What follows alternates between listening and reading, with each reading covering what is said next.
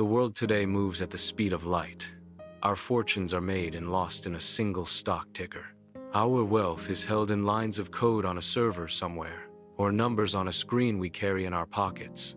We live in an age of intangible assets, of digital dreams and volatile markets.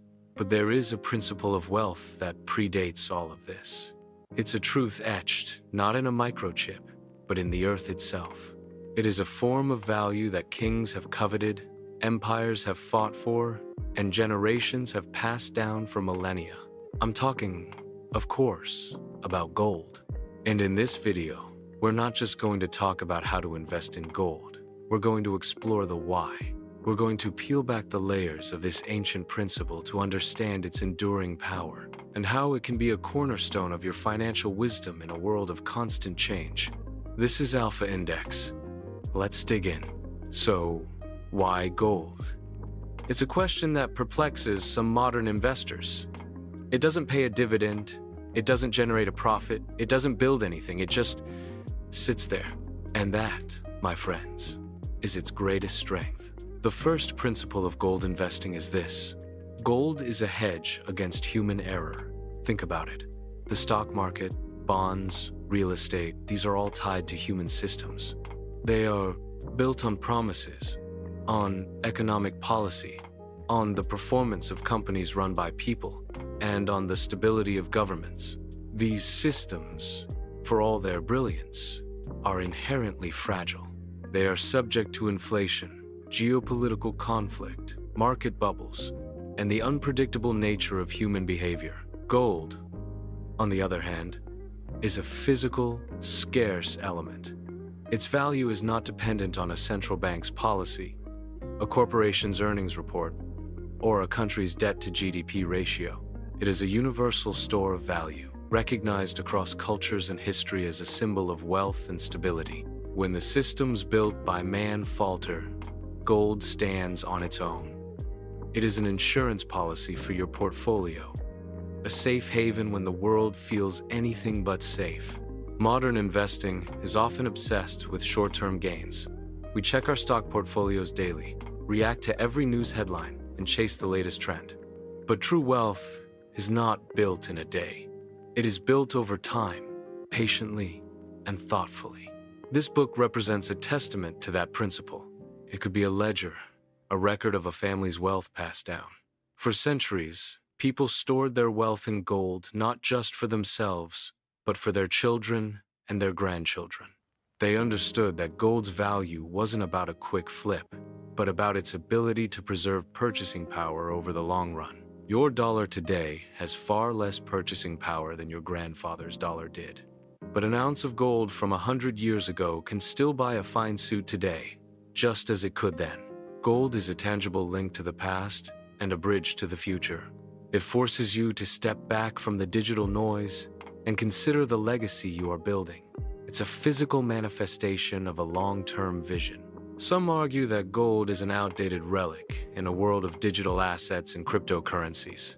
But a truly intelligent portfolio doesn't pit one asset against another. It seeks to balance them. Yes, you can now invest in gold with a few taps on your phone through a gold ETF or a digital gold platform. This is the modern convenience that allows for liquidity and ease of access. But remember what that digital investment represents: a claim on a physical, tangible asset. The most powerful wealth is built on a foundation of diversity. Your portfolio should have the dynamism of growth, stocks, and tech, the stability of bonds, and the timeless, physical security of gold. The smartphone allows you to manage this entire symphony of assets. But the gold, whether physical or represented, provides the anchor. It is the ballast in the ship of your portfolio, keeping you steady when the waters get choppy. So how do you practically apply these principles? How do you get started with gold investing? You have a few options, each with its own pros and cons. First, there is physical gold. This is the most direct way to own gold. Coins and bars. The benefits are obvious. You hold the asset in your hands. It's the ultimate store of value. The challenges? Storage and security. It's not as liquid as other assets. You need a safe, a safety deposit box, or a secure vault. But for those who value tangibility and complete control, this is the purist's approach. Second, there are gold ETFs, or exchange-traded funds.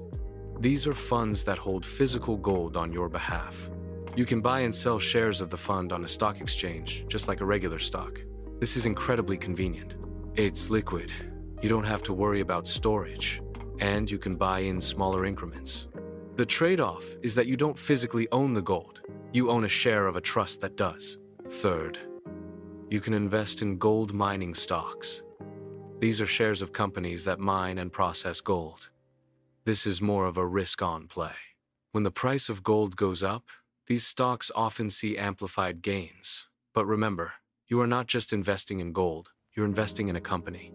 Its success depends on its management, its operational efficiency, and its ability to find and extract gold. This is an indirect way to get exposure to the gold market, and it comes with more specific business risk.